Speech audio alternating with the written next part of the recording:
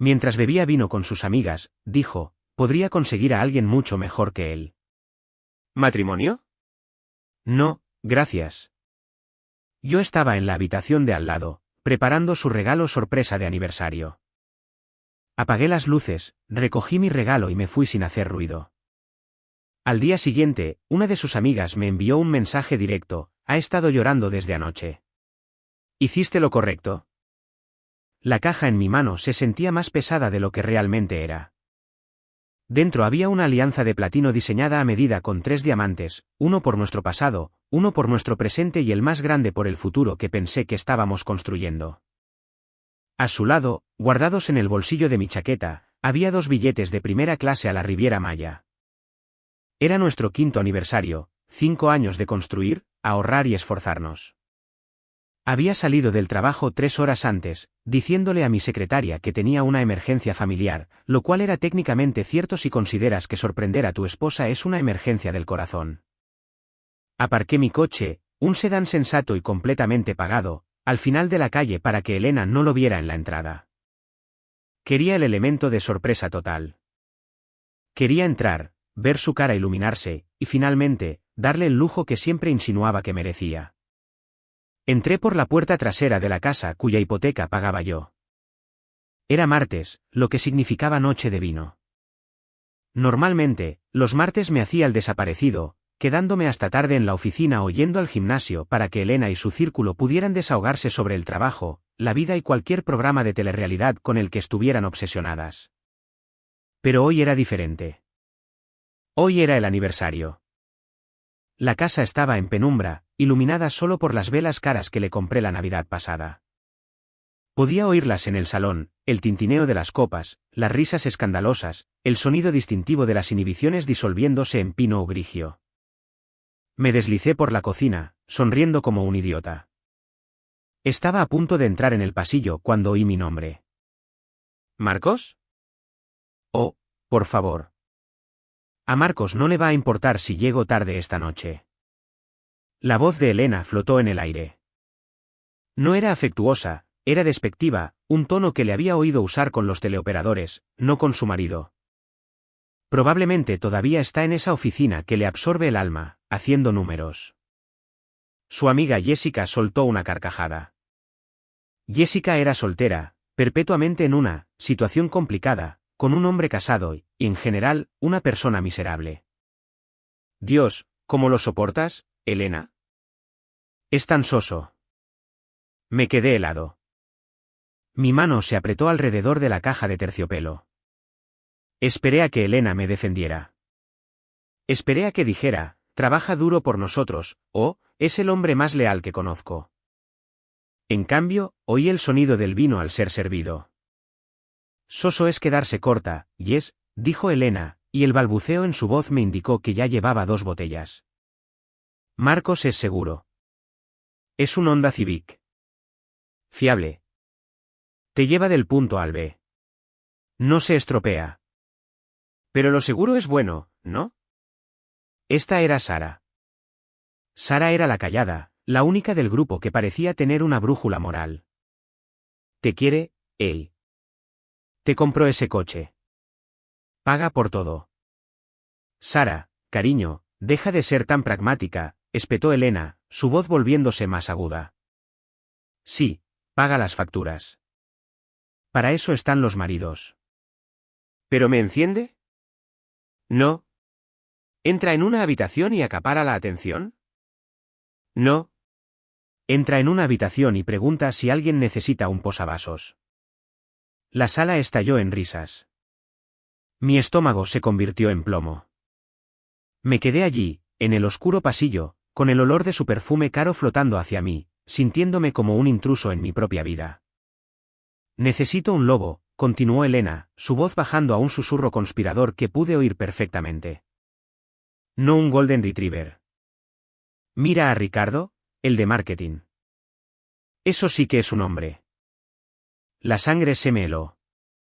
Ricardo, el tipo que había mencionado de pasada un par de veces, el amigo del trabajo, que la ayudaba con las presentaciones. ¿Ricardo? Preguntó Jessica, sonando intrigada. ¿El de la cicatriz irregular? El mismo, ronroneó Elena. Hemos comido juntos hoy. La forma en que me mira es primal. Me hace sentir como si tuviera 22 años otra vez. Si Ricardo realmente diera un paso de verdad, no sé si tendría la fuerza de voluntad para decir que no. Sinceramente, siento que me conformé con Marcos. Entré en pánico porque estaba a punto de cumplir 30, y él estaba allí, sosteniendo un anillo, pareciendo una apuesta segura.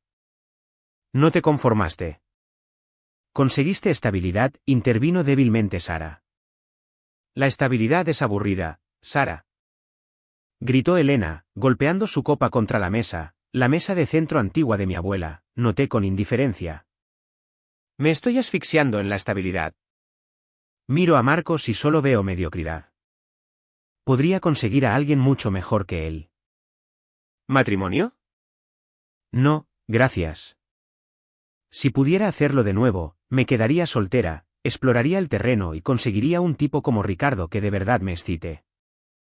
Pero ahora estoy atrapada jugando a las casitas con un hombre que cree que una noche salvaje es pedir comida tailandesa picante. Pues déjalo, la desafió Jessica. Hubo una pausa, un silencio largo y pesado. No puedo, suspiró Elena, la crueldad en su voz reemplazada por una frialdad calculadora y práctica que dolió más que los insultos. Tengo el alquiler, los pagos del coche, los préstamos estudiantiles. Marcos se encarga de todo eso.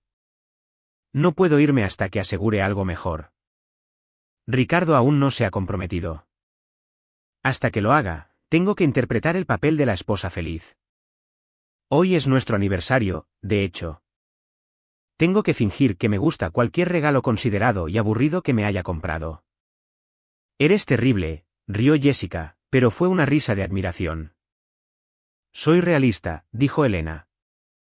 Un brindis por los peldaños, chicas. Clink. No entré furioso. No derribé la puerta a patadas para gritarle. No le tiré el vino a la cara ni le exigí una explicación. En ese momento, de pie en las sombras del pasillo, el Marcos que ella conocía murió. El Golden Retriever del que se burlaba fue sacrificado. Una extraña y gélida calma me invadió. Era la claridad de la devastación absoluta. Miré la caja de terciopelo en mi mano. El anillo que contenía valía 3 meses de mi sueldo. Los billetes en mi bolsillo no eran reembolsables, pero sí transferibles. Me di cuenta entonces de que ella no me veía como una persona. Me veía como un servicio público, un cajero automático andante con pulso. Estaba esperando el momento oportuno, aguardando a que apareciera un lobo para poder desecharme como un pañuelo usado. Retrocedí lentamente. Me moví con el silencio de un fantasma. Caminé hacia atrás por la cocina, con cuidado de no hacer crujir las tablas del suelo. Llegué a la puerta trasera, la abrí con una lentitud agónica y me deslicé hacia el aire fresco de la noche. Caminé hasta mi coche, aparcado al final de la calle. Mis manos no temblaban. Mi corazón no latía deprisa. No sentía nada más que un vacío hueco y vibrante donde antes había estado mi amor. Me senté en el asiento del conductor y miré la casa. Podía ver el resplandor de la ventana del salón. Podía ver su silueta moviéndose, animada, viva, burlándose de la vida que yo había construido para nosotros. Puse la caja del anillo en la guantera y la cerré con llave. Saqué mi teléfono. Contacto, Elena. Bloqueado. Contacto, Jessica. Bloqueado. Arranqué el motor. Ronroneó hasta cobrar vida, fiable, constante, justo como ella odiaba. No fui a casa de un amigo. No fui a un bar a ahogar las penas.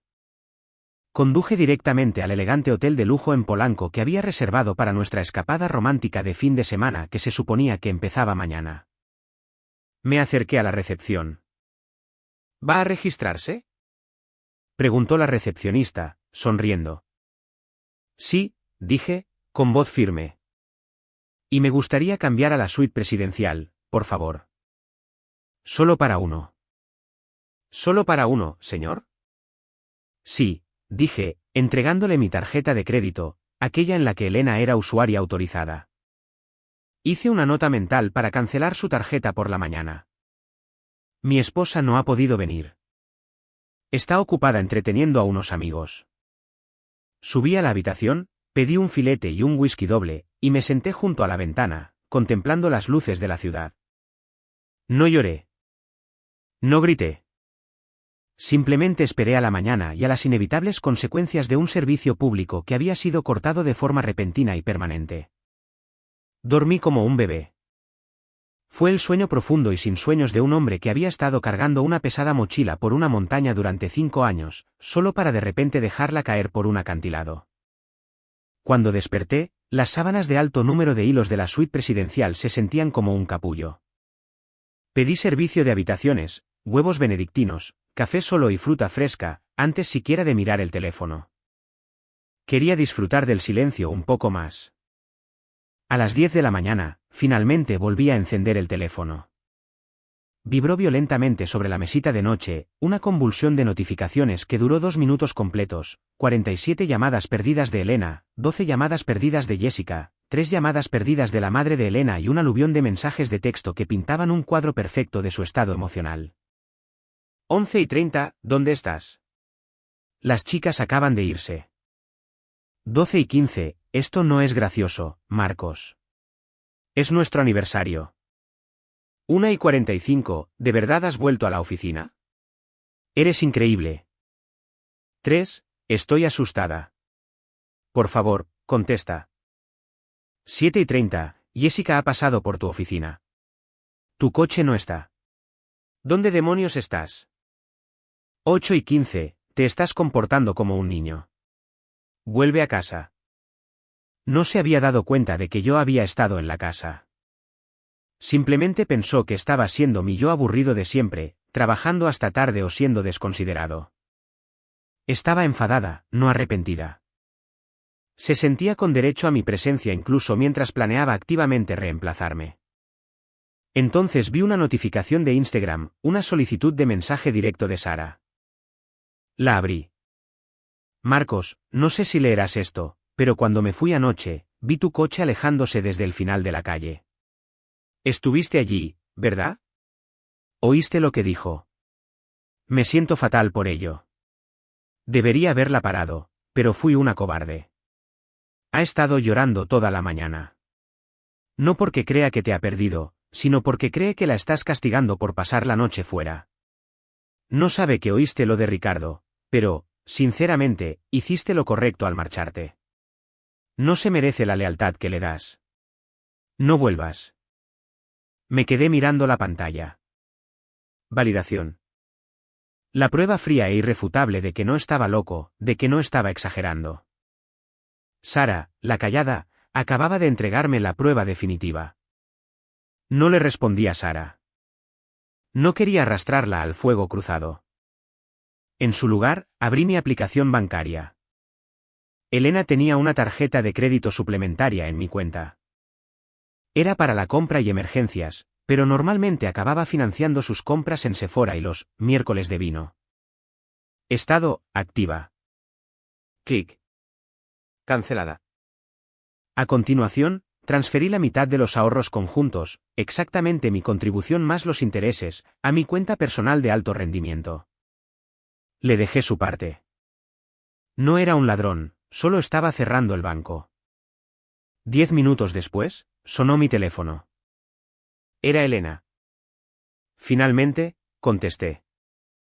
Su voz era estridente, una mezcla de pánico y furia. ¿Tienes idea de lo avergonzada que me sentí? Mis padres llamaron para desearnos un feliz aniversario y tuve que mentir y decir que estabas en la ducha. ¿Dónde estás? Estoy en un hotel, dije. Mi voz era tranquila, inquietantemente tranquila. ¿Un hotel? ¿Por qué, Marcos? Si esto es por desahogarme con las chicas, tienes que madurar. Solo estábamos liberando tensiones. Ya sabes cómo es Jessica. Alborota a todo el mundo. Te oí, Elena. La línea quedó en un silencio sepulcral, el tipo de silencio que absorbe el aire de una habitación. Yo. ¿Qué? tartamudeó, su voz bajando una octava. Estaba en el pasillo, continué, exponiendo los hechos como si estuviera leyendo un informe trimestral. Volví a casa temprano para darte una sorpresa. Tenía el anillo. Tenía los billetes para la Riviera Maya. Y te oí decir que yo era un peldaño. Te oí decir que querías un lobo. Te oí decir que me dejarías por Ricardo si él te lo pidiera. Marcos, cariño, no, empezó a llorar de inmediato, las lágrimas que usaba como un arma y que le había visto usar para librarse de multas de tráfico. Estaba borracha. Solo eran palabras. Sabes que te quiero. Solo estaba intentando encajar con Jessica. No significaba nada. Significaba todo, dije. Me llamas Honda Civic, fiable, seguro, aburrido. No lo decía en ese sentido. Sé exactamente en qué sentido lo decías. Y tenías razón. Soy fiable, y por eso te informo de manera fiable que hemos terminado. ¿Terminado? Se rió, un sonido nervioso e histérico. No puedes hablar en serio. ¿Por una conversación, Marcos? Estamos casados. No puedes simplemente tirar 5 años a la basura. Tú los tiraste en el momento en que me comparaste con otro hombre en nuestra propia casa, dije. Acabo de cancelar la tarjeta de crédito. Voy a contactar con el propietario hoy. El contrato de alquiler vence en 30 días. Te sugiero que empieces a hacer las maletas o que llames a Ricardo. Quizás tenga sitio en su guarida para una loba. Marcos, para. Me estás asustando. No puedes hacer esto. No te estoy haciendo nada, Elena. Solo estoy quitando la red de seguridad para que puedas volar. Colgué. Luego volví a bloquear su número. Me quedé mirando el teléfono un segundo, esperando que el dolor me golpeara, pero no lo hizo. En cambio, me sentí más ligero. Me sentí como si me acabara de quitar un par de zapatos 2 tallas más pequeños. Los siguientes 3 meses fueron un estudio de causa y efecto. No la ignoré por completo, eso es infantil. Me comuniqué estrictamente por correo electrónico para los detalles logísticos de la separación. Contraté a un abogado especializado en divorcios directos. Como vivíamos de alquiler y no teníamos hijos, la separación fue quirúrgica. Dejé que se quedara con los muebles, no quería los recuerdos. Mientras yo desmantelaba metódicamente nuestra vida, Elena intentaba desesperadamente cambiar la narrativa.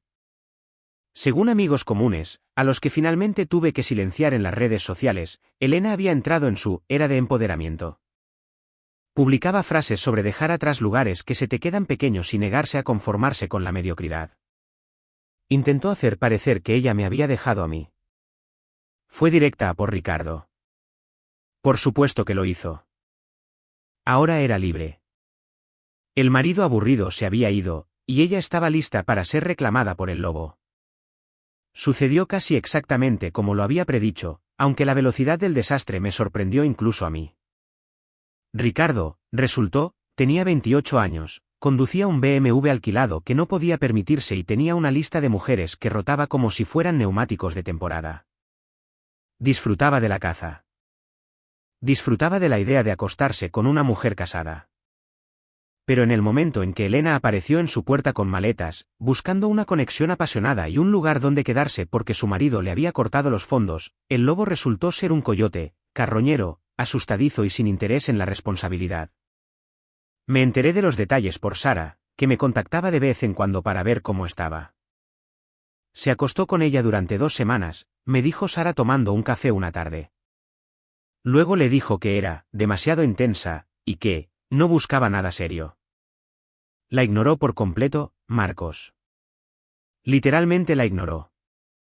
La bloqueó de todas partes.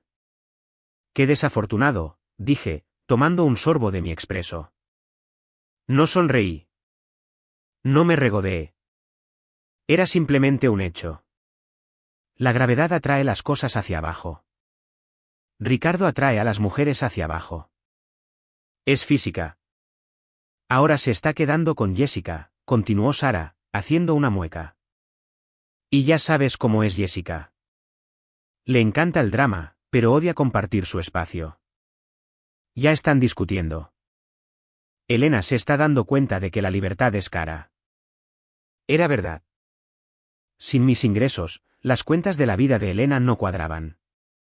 Trabajaba como coordinadora de nivel medio en una empresa de marketing. Su sueldo cubría sus préstamos estudiantiles, el alquiler de su coche y quizás su hábito del brunch. No cubría el alquiler en nuestra ciudad, los servicios públicos, los seguros y el estilo de vida al que se sentía con derecho. Me había llamado financieramente aburrido, estaba aprendiendo que aburrido significaba solvente. Mientras tanto, yo estaba ocupado con mi propia reconstrucción. Tomé el dinero que habría gastado en el viaje a Italia y contraté a un entrenador personal. No estaba gordo, pero tenía el típico cuerpo de padre, un poco fofo. Le dije al entrenador que quería ser capaz de levantar en peso muerto mi anterior bagaje emocional. Empecé a ir al gimnasio a las 5 de la mañana todos los días. El dolor físico me anclaba a la realidad, reemplazó el entumecimiento emocional. En 3 meses, había perdido 9 kilos de grasa y ganado 4,5 de músculo. Mis trajes empezaron a quedarme diferentes. Mi mandíbula, que había estado escondida bajo una capa de comer por consuelo, reapareció. También me sumergí en el trabajo, pero no en el trabajo seguro del que Elena se burlaba. Asumí riesgos. Propuse una estrategia de fusión de alto riesgo a los socios, un movimiento audaz que normalmente habría evitado. Les encantó. Fui ascendido a director senior en un trimestre. De repente, ganaba un 40% más de dinero, me veía un 100% mejor y no cargaba con el 0% del peso muerto que había estado arrastrando durante media década. Empecé a notar que las mujeres se fijaban en mí. Al principio fue extraño. Estaba acostumbrado a ser el marido invisible. Pero ahora, cuando entraba en un bar o en una reunión, las cabezas se giraban. Ya no era solo fiable, era competente, estaba en forma e irradiaba la peligrosa confianza de un hombre que ya no necesitaba la validación de nadie. Tuve algunas citas, nada serio, solo cena, conversación y la comprensión de que yo no era soso. Solo estaba con la persona equivocada. Una noche, unos 5 meses después de la ruptura, estaba en un bar en una azotea con una cita, una cirujana pediatra llamada Clara. Era brillante, divertida y guapa. Nos reíamos de alguna tontería cuando mi teléfono se iluminó sobre la mesa. Número bloqueado. Sabía quién era. Llevaba semanas intentando eludir el bloqueo usando diferentes aplicaciones y los teléfonos de sus amigos. Lo silencié sin apartar la vista de Clara. ¿La ex? Preguntó Clara, levantando una ceja. Historia antigua, dije. Pero la historia tiende a repetirse si no cierras el libro. Y Elena no había terminado de intentar reescribir el final. Una semana después, recibí un correo electrónico, no desde su cuenta personal, sino desde su correo del trabajo enviado a mi correo del trabajo, para que no pudiera bloquearlo sin la intervención de ti. Asunto, por favor, lee, lo siento, Marcos. Sé que me odias. Sé que metí la pata. Lo de Ricardo fue un error. Estaba teniendo una crisis de la mediana edad adelantada. Creo que dejé que Jessica se metiera en mi cabeza. Te echo de menos. Nos echo de menos. Echo de menos nuestra casa. Estoy durmiendo en el sofá de Jessica, y huele a pis de gato, y solo quiero que mi marido vuelva. Me di cuenta de que lo que yo llamaba aburrido era en realidad paz. Por favor, ¿podemos tomar un café? Solo 10 minutos. Necesito verte. Lo leí 2 veces. El antiguo Marcos, el Golden Retriever, habría sentido una punzada de simpatía. Habría recordado sus llantos, habría recordado los buenos tiempos y habría pensado en rescatarla. Pero el nuevo Marcos, el Marcos que se había forjado en el fuego de su traición, yo no sentí simpatía. Sentí un profundo sentido de la ironía. No me echaba de menos a mí, echaba de menos la casa. Echaba de menos los pagos del coche. Echaba de menos la paz que mi cartera le proporcionaba. Había saltado de la seguridad del barco al océano, se había dado cuenta de que no sabía nadar y ahora estaba enfadada porque yo no le había lanzado un salvavidas. No respondí al correo, pero sabía que no se detendría. Los narcisistas no manejan bien el silencio, desafía su existencia. Si no le daba un no final y definitivo, rondaría la periferia de mi vida para siempre. Decidí darle lo que quería, una última reunión. No para reconciliarnos, sino para que viera con sus propios ojos exactamente lo que había desechado. Respondí, Starbucks de la Condesa, martes, 6:10 minutos. Era hora de cerrar el trato. Llegué a las 6 en punto. La puntualidad es un hábito de la gente exitosa, y yo me sentía muy exitoso. Vi a Elena de inmediato. Estaba sentada en una mesa en la esquina, con un latte en las manos. El contraste visual entre la mujer que había dejado hacía 5 meses y la mujer sentada allí ahora era chocante. La antigua Elena era pulcra, con la manicura hecha y radiante con la confianza de alguien cuya vida estaba totalmente subvencionada. Esta Elena parecía desgastada. Se le veían las raíces, una dura línea oscura contra las mechas rubias caras que yo solía pagar. Llevaba un suéter que reconocí, pero parecía gastado, y sus hombros estaban encorvados en una postura defensiva. Yo, por otro lado, llevaba un traje azul marino hecho a medida que había comprado para la reunión de la junta esa mañana. Sentía el tipo de poder tranquilo que proviene de no tener secretos ni deudas. Me acerqué. Ella levantó la vista y sus ojos se abrieron de par en par. Marcos, suspiró. Se levantó para abrazarme, extendiendo los brazos instintivamente. No me moví hacia adelante. No abrí mis brazos. Simplemente me quedé allí, con las manos en los bolsillos, creando un muro de cristal invisible entre nosotros. Siéntate, Elena, dije. Mi tono era educado, pero era la educación que usas con un extraño que se cuela en la fila. Ella se quedó helada, sus brazos cayendo torpemente a los lados. Se volvió a sentar. Tomé el asiento frente a ella. Estás increíble, dijo, su voz temblando ligeramente. Has estado haciendo ejercicio. Te ves como en la universidad. Mejor, de hecho. Tengo mucho tiempo libre ahora que no estoy manteniendo a una persona dependiente, dije. Ella se encogió. Marcos, por favor, no seas así. Sé que estás dolido. No estoy dolido, la corregí. Soy indiferente. Pediste 10 minutos. Te quedan 9. Respiró hondo y temblorosamente, rodeando la taza de café con las manos como si fuera lo único que la anclaba a la tierra. Vale, mira. Metí la pata. Sé que lo hice. Me confundí. Jessica. Se metió en mi cabeza. Me hizo sentir que me estaba perdiendo la vida. Me hizo sentir que nuestra estabilidad era una jaula. Pero ahora veo que no era una jaula, era una base. Volvió a extender la mano sobre la mesa, intentando encontrar la mía. Moví la mía para coger mi vaso de agua. Te echo de menos, Marcos, continuó, con lágrimas asomando en sus ojos. Nos echo de menos. Echo de menos nuestras mañanas de domingo. Echo de menos la forma en que haces el café. Echo de menos sentirme segura. Ricardo fue. Fue un error. Un error estúpido e imprudente. Pero la gente comete errores, ¿verdad? Llevamos juntos 5 años. ¿No significa eso nada? ¿No podemos simplemente empezar de cero? La miré de verdad. Busqué el amor que solía sentir. Busqué la chispa que me haría querer salvarla. No había nada, solo un vago reconocimiento de una persona que solía conocer. No me echaste de menos cuando estabas en la cama con Ricardo, dije. Su rostro palideció. Yo. Estaba intentando superarte. Estaba sufriendo. No, Elena, no estabas sufriendo. Estabas cambiando de una rama a otra. Creíste que tenías bien agarrada la siguiente rama, así que me soltaste, pero la rama se rompió. Esa es la única razón por la que estamos sentados aquí. Si Ricardo hubiera sido rico y se hubiera comprometido, no estarías aquí. Estarías planeando una boda. Eso no es verdad. Siseo, su tristeza convirtiéndose en esa ira familiar. ¿Te quiero?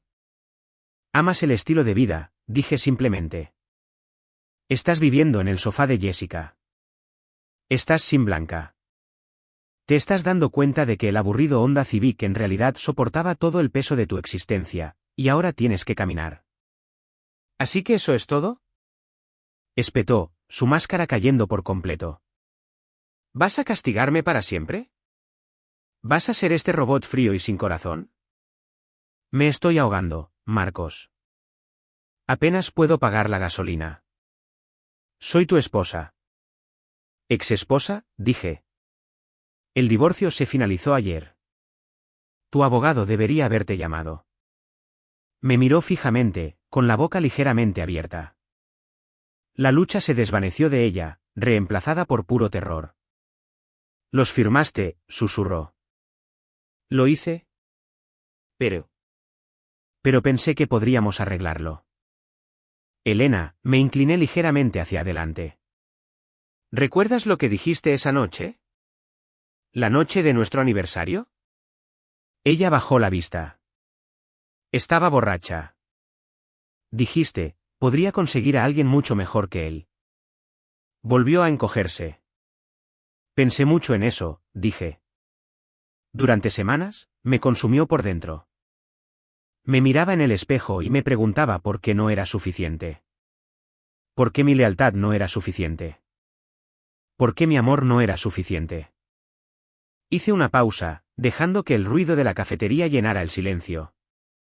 Pero entonces me di cuenta de algo, dije suavemente.